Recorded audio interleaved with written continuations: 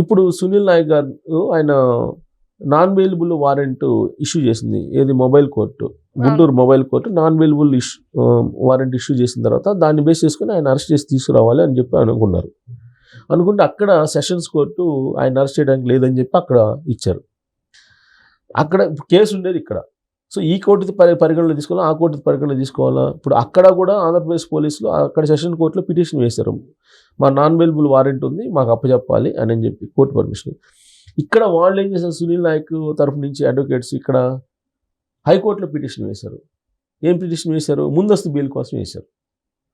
ముందస్తు బెయిల్ కోసం వేశారు. అది పరిశీలించినటువంటి వాదనలు విన్నటువంటి జడ్జి ఏం చెప్పారంటే, మీరు తొందరపడి అరెస్ట్ చేయొద్దు, ఇప్పుడు మీకు విచారణకి సహకరిస్తారు అని చెప్పి చాలా క్లియర్గా ఏం చెప్పారంటే, మార్చి 9వ తారీఖు ఈ కేసుని వాయిదా వేస్తూ అప్పటి వరకు ఉదయం 9 గంటల నుంచి సాయంత్రం 5 గంటల వరకు విచారణాధికారి దగ్గర మీరు హాజరు కావాలి, విచారణకు సహకరించాలి అని చెప్పింది. కండిషన్ చెప్పారు హైకోర్టు. మరి విచారణాధికారులకు అంతకన్నా కావాల్సిందే ఉంది. విచారణాధికారి ఎదురు హాజరు కావాలి ఫస్ట్ వీళ్ళు. ఉదయం 9 గంటల నుంచి సాయంత్రం 5 గంటల దాకా చాలు కదా. విచారణకి ఆయన సహకరిస్తే కనుక ఉదయం 9 నుంచి అరెస్ట్ చేయొద్దని చెప్పారు. 9వ తారీఖున మళ్ళీ అది వాయిదా ఉంది, విచారణ ఉంది. ఆ సందర్భంగా ఏం చెప్తారో తెలియదు. 9వ తారీఖున ఈలోపు ఉదయం 9 గంటల నుంచి సాయంత్రం 5 గంటల దాకా హాజరు కమ్మున్నారు కదా.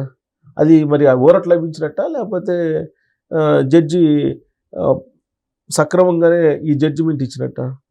అల్టిమేట్గా ఏంటి, విచారించాలి. ఒక నిందితుడు, ఒక కేసులో నిందితుడు, ఏడో నిందితుడు. ఆయన ఏం చెప్తున్నారు, వాళ్ళ తరఫున అడ్వకేట్ ఏం చెప్తున్నారు, సునీల్ నాయక్ గారి తరఫు నుంచి అడ్వకేట్స్ ఏం చెప్తున్నారు, ఛార్జ్షీట్లో అసలు పేరు లేదు సునీల్ నాయక్, ఆ తర్వాత చేర్చారు.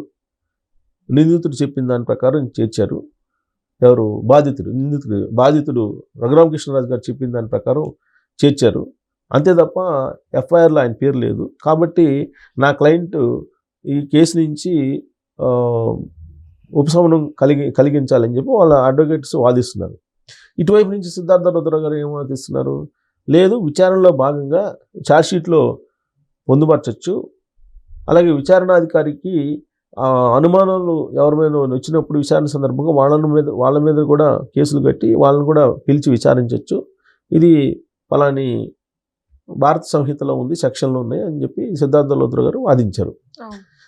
ఇరుపక్షాల వాదనలు విన్న తర్వాత ఆ జడ్జి ఇచ్చినటువంటి స్టేట్మెంట్, హైకోర్టు ఇచ్చినటువంటి స్టేట్మెంట్ ఏంటంటే, హైకోర్టు జడ్జిమెంట్ ఏంటంటే 9వ తారీఖు దాకా ఆగండి, అరెస్ట్ చేయొద్దు, తర్వాత చూద్దాం, ప్రస్తుతానికి అయితే మీకు విచారణకు సహకరిస్తాడు అని అన్నారు. చాలు.